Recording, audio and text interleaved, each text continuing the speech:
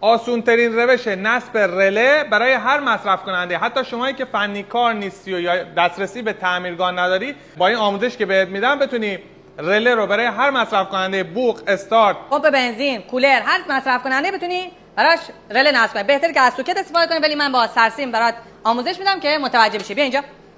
رو پایه ها رو بگیر. پایه ها کاری به پایه وسط نداریم، 4 تا پایه دوربر. اونی که با بقیه‌اش فرق میکنه میشه یه دونه مثبت، یه دونه سیم مثبت به پایه پایینی میدیم. حالا بالاییش میشه خروجیمون، خروجی به سمت مصرف کنندمون مثبت میشه، خروجی به سمت مصرف کنندمون. سمت راست یه دونه منفی میدیم. بیا نزدیک، سیم کوتاه.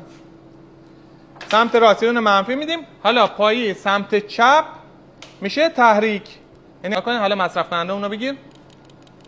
وقتی تحریک بهش میدیم مثل کلید بوق میمونه.